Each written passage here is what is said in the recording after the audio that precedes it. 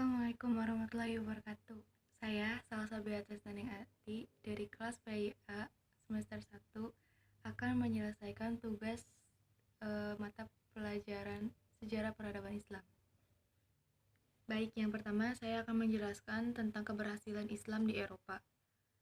Kemajuan Eropa tidak bisa dipisahkan dari pemerintahan Islam di Spanyol. Dari pemerintahan Islam Spanyol di Eropa, banyak orang yang menimba ilmu. Ketika Islam mencapai keemasannya, Spanyol merupakan peradaban Islam yang sangat penting, bahkan bisa menyaingi Baghdad di timur. Ketika itu orang-orang Eropa Kristen banyak yang menimba ilmu dan belajar di perguruan-perguruan tinggi Islam di sana. Lalu Islam menjadi guru bagi orang-orang Eropa di sana. Nah, masuknya Islam ke Spanyol sekitar 705-715 Masehi pada masa pemerintahan Al-Walid. Penaklukan atas wilayah Afrika Utara pertama kali dikalahkan sampai menjadi salah satu provinsi dari Khalifah Bani Umayyah yang memakan waktu selama 53 tahun, yaitu mulai tahun 30 Hijriah masa pemerintahan Muawiyah ibnu Abi Sufyan sampai 83 Hijriah pada masa pemerintahan Al-Walid. Lalu basis kekuasaan kerajaan Romawi, yaitu kerajaan Gotik,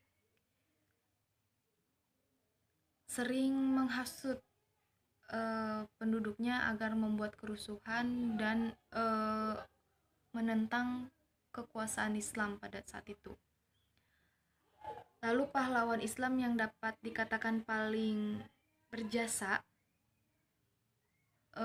saat memimpin satuan pasukan ke sana, yaitu Thorif ibnu Malik, Torik ibnu Ziyad, dan Musa ibnu Nusair. Pada masa penaklukan Spanyol oleh orang Islam, kondisi sosial, politik, juga ekonomi negeri itu berada dalam keadaan yang menyedihkan. Maka, situasi seperti itu, kaum tertindas mentaati juru pembebas, dan juru pembebasannya mereka temukan pada orang Islam. Lalu yang kedua ada faktor internal, adalah suatu kondisi yang terdapat dalam tubuh penguasa, tokoh-tokoh berjuang, dan para prajurit Islam yang terlibat dalam penaklukan wilayah Spanyol. Dan yang tak kalah penting adalah ajaran Islam yang ditunjukkan para tentara Islam di Spanyol, yaitu toleransi persaudaraan dan tolong-menolong, sikap toleransi agama dan persaudaraan yang terdapat dalam pribadi kaum muslimin pada saat itu menyebabkan penduduk Spanyol menyambut kehadiran Islam di sana pada saat itu. Lalu yang selanjutnya akan menjelaskan tentang faktor kemajuan dan kemunduran pada masa Bani Umayyah dan Abbasiyah. Yang pertama, kemajuan pada Bani Umayyah yaitu adanya pemimpin yang bijaksana, cerdas. Lalu yang kedua, Bani Umayyah memiliki militer dan juga pertahanan untuk memperluas wilayah. Yang ketiga, pada masa Al-Walid banyaknya pembuatan rumah sakit dan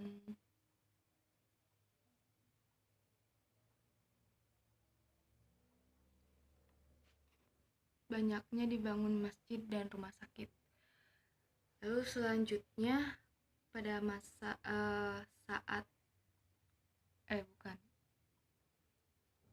Lalu yang selanjutnya faktor kemunduran dari Bani Umayyah itu sendiri, yaitu pergantian khalifah, sistem pergantian khalifah, lalu konflik-konflik politik yang terjadi di masa Ali. Yang ketiga, pertentangan etnis Bani Kalb sama Bani Quraisy. Lalu yang keempat, sikap hidup mewah di lingkungan istana. Yang terakhir yaitu munculnya kekuatan baru yang dipelopori oleh keturunan Al-Abbas Ibnu Abdul Al-Muthalib. Yang kedua adalah Bani Abbasiyah, yaitu faktor yang kemajuannya. Yang pertama ada luasnya wilayah Baghdad, ilmu pengetahuan dipandang mulia dan berharga, lalu rakyatnya berhak menyampaikan pendapatnya. Yang kedua, faktor kemunduran dari Bani Abbasiyah yaitu lepasnya wilayah-wilayah kekuasaan, konflik antar wilayah seperti Persia, Turki, Arab. Yang ketiga,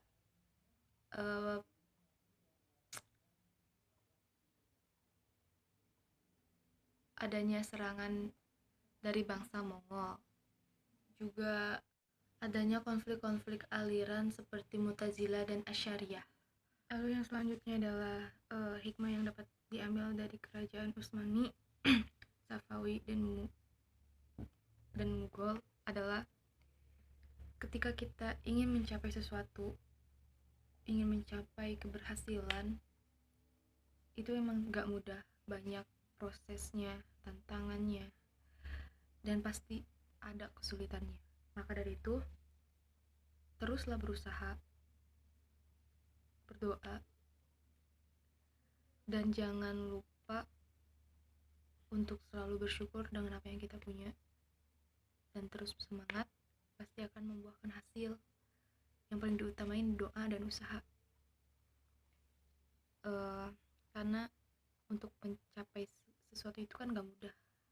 Lalu yang selanjutnya, teori dan cara tersebarnya Islam di Asia, yaitu melalui jalur perdagangan, perkawinan, dakwah, dan juga penyebaran Muslim dari Arab, Persia, dan India.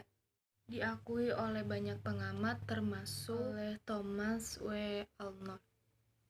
Yang terakhir adalah teori masuknya Islam ke Indonesia dan peran Wali Songo untuk menyebarkan Islam di Indonesia. Secara prosesnya sama, melalui perdagangan, lalu perkawinan, mempunyai keturunan, dan seterusnya seperti itu. Juga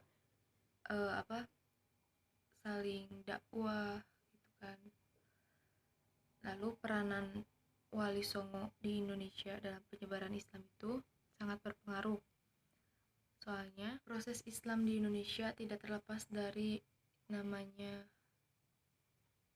ulama. Maka penyebaran Islam di Indonesia termasuk di Pulau Jawa, terutamanya di Pulau Jawa, itu dilakukan oleh Dewan Dakwah atau wali yang disebut Wali Songo. Adapun peran Wali Songo yaitu sebagai pendakwah, pastinya sebagai penyebar ajaran Islam, juga sebagai penasihat kerajaan-kerajaan, juga pengembang kebudayaan yang sesuai dengan ajaran Islam. Mungkin dicukupkan sekian. Mohon maaf bila ada kesalahan atau salah kata ataupun kurang, karena saya masih dalam tahap pembelajaran juga. Assalamualaikum warahmatullahi wabarakatuh.